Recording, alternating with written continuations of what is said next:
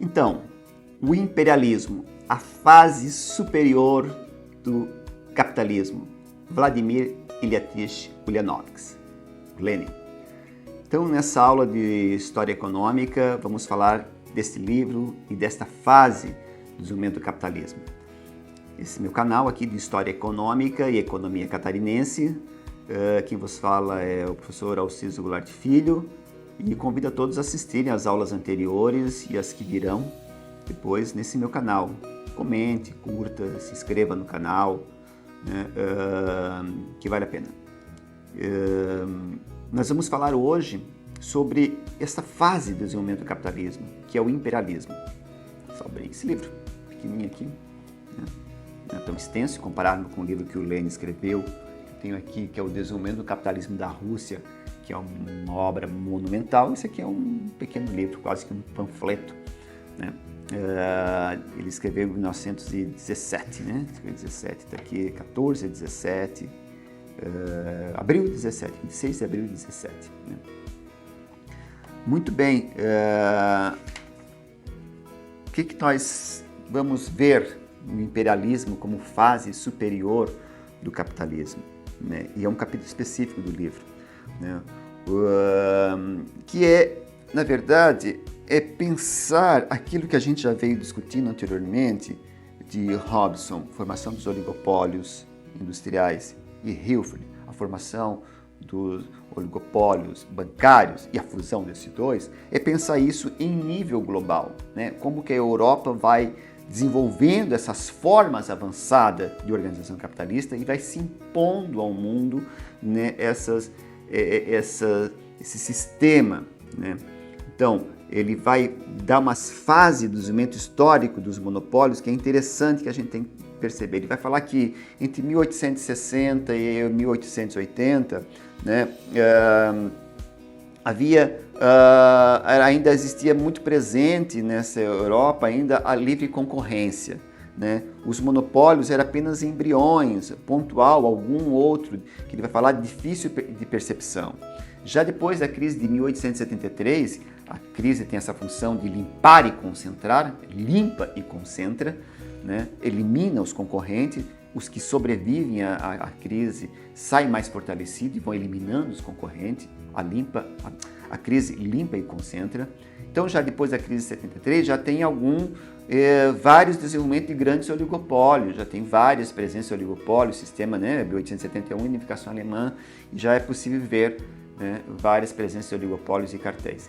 Depois, então, já de 1900, a economia é tomada por oligopólios, por cartéis, e o capitalismo se transforma, então, no imperialismo. Dessa vai ser a fase superior do imperialismo, que é o capitalismo, né?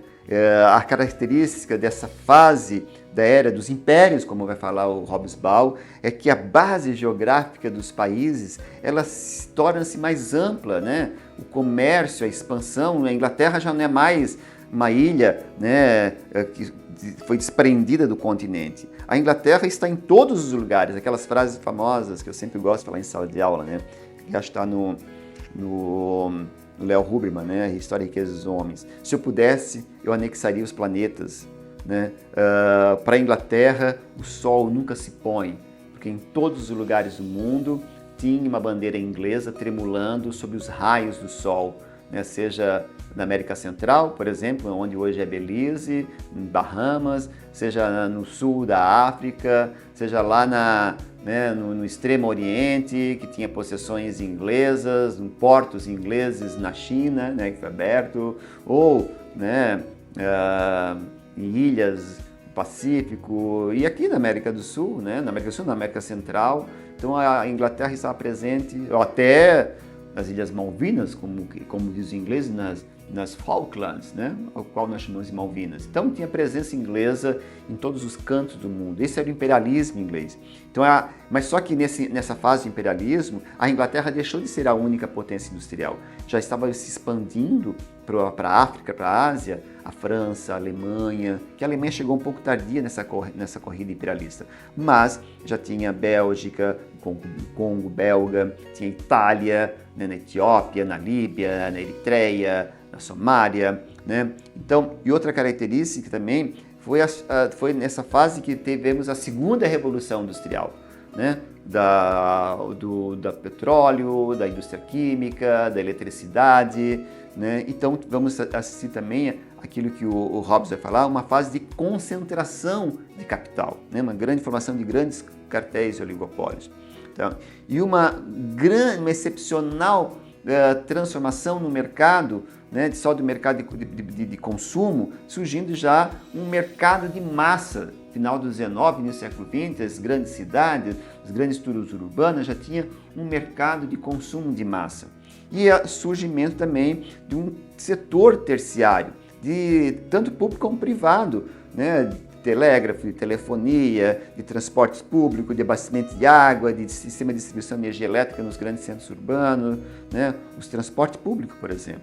Então, e há uma crescente participação ativa do Estado na economia, né, que era né, regulando, tendo alguns setores, né. Então, estas são as fases do imperialismo, né. Então, capital industrial, capital bancário em nível global, né? Em nível global. É muito famosa, né, a presença da história econômica, história em geral, do imperialismo na África, né, da Alemanha, por exemplo, que tinha a região onde hoje é a Namíbia, né, tinha presença também nos Camarões, onde hoje é a Tanzânia, tem a presença da Alemanha, tem um mapa aqui da África interessante que demonstra isso, né? A Bélgica, no Congo belga, né? A Espanha, que onde hoje é Marrocos, no Saara Ocidental. A França, nossa, a França tinha quase todo o norte da África, né? A Argélia, Mauritânia, né? Vários representantes da França. A Inglaterra, né? O Egito, Sudão, Quênia, África do Sul, Botsuana, Zimbábue, Zâmbia, tudo era protelado, proteção da Inglaterra. A Itália, como já falei, a Líbia, né? E onde tem a Somália, a Eritreia, né? Portugal tinha Angola, Moçambique, Guiné-Bissau, né? São Tomé e Príncipe em Portugal. Mas isso também não é só na África, mas também se expande pela Ásia também, pela Ásia, né? Toda a Índia, as Birmânias, era tudo possessão inglesa, a joia da coroa, né?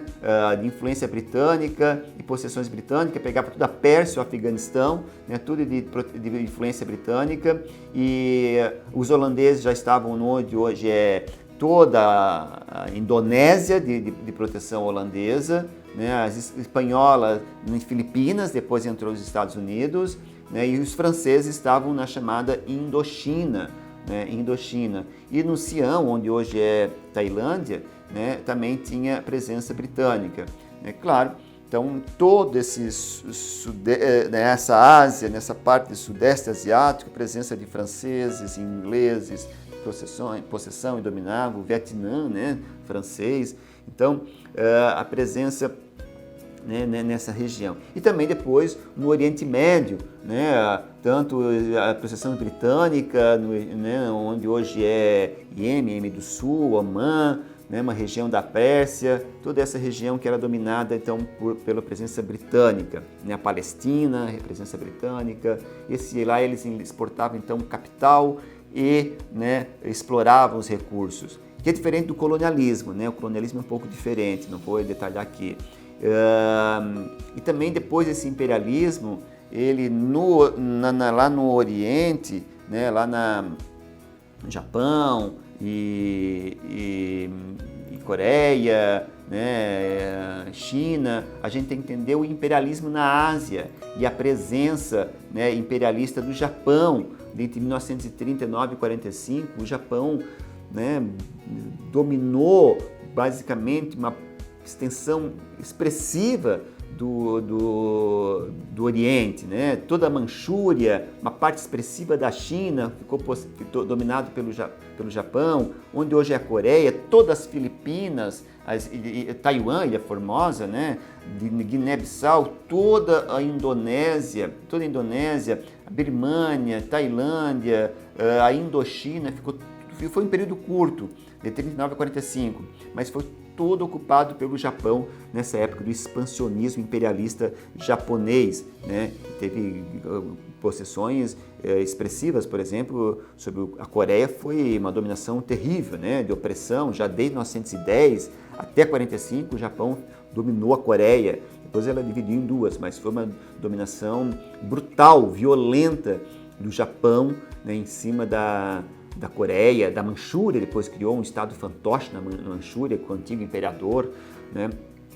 Então, nesse sentido, o Japão também exerceu um papel de imperialista. Então, não é só a Alemanha, a França, né? Os Estados Unidos, o imperialismo era interno no seu território, expandia internamente, né? A Rússia, ela foi imperialista no seu território, né, internamente, por isso que ela expandiu em direção ao Oriente, né? Passou os Montes Urais, a Kazan, toda a região do sul, né, da Cazaquistão, Uzbequistão e a Grande Sibéria, Então, os Estados Unidos e a Rússia foram imperialistas dentro do seu território, né, do seu imenso território, né?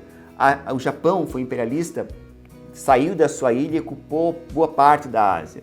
E a Europa, né, alguns países europeus expandindo o imperialismo para a África e a Ásia e um pouco do Oriente Médio. Então, nesse sentido, o imperialismo é essa expansão, né, de um sistema industrial, de um modo de vida, né, é levar o capitalismo para todas essas áreas, né, todas essas regiões.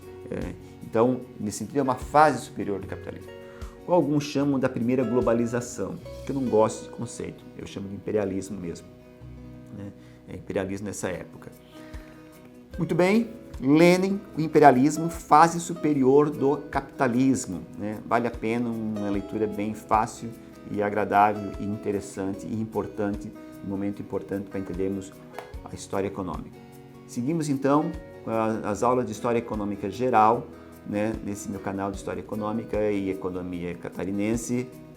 Curta, se inscreva e comente. É isto.